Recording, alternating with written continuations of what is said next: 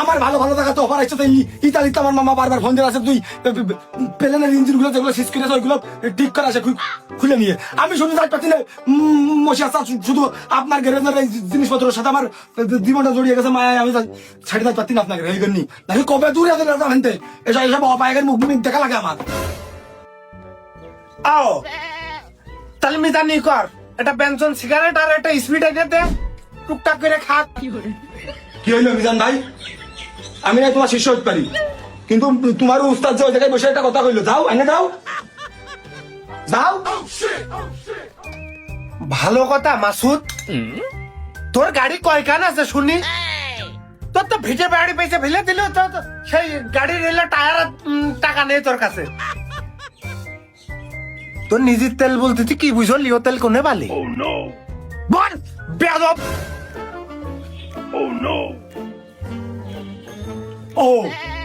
মুশাদা ওই নিজের তেল বলতে নিজের গাড়ির টাকার তেল বাজারে কোনো দোকানপাট খোলা নেই এই বেলেডাঙ্গার বাজারতে বড় দলের বাজারে আবার কিছু দৌড়ে দৌড়ে ধাপা চাপা দিছি কুকুর হাঁপানোর মতো হাঁপিয়ে তাই সে তেলের টাকা কি আগে সে লোক দেয় নাই সিনে দেখো দিন মিজান ভাইয়ের কাছে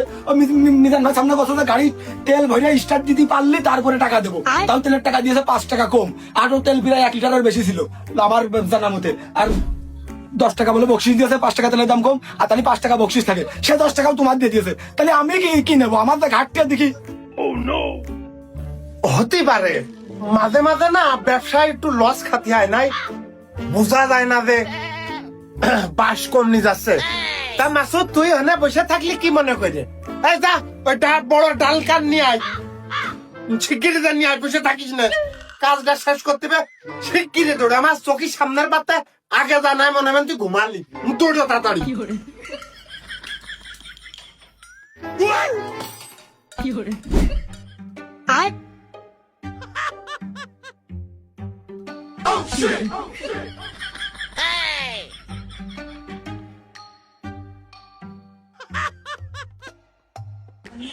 মিজান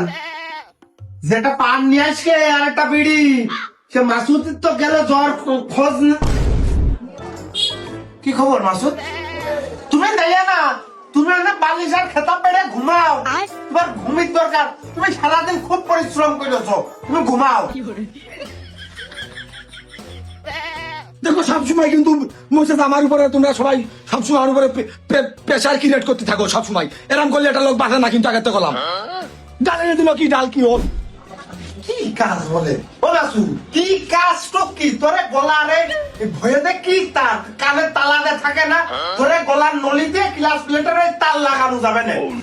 কই সে ডাল কই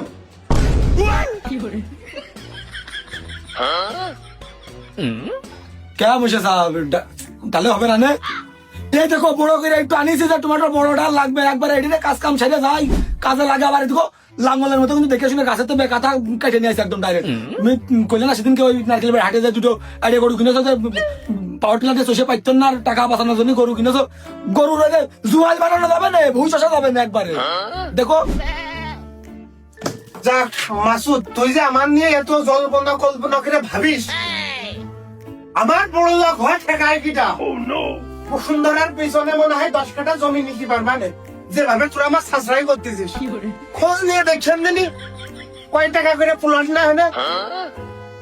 কাজ না পাড়া করবেন তোরা কই গিয়ে যা আমি আসতেছি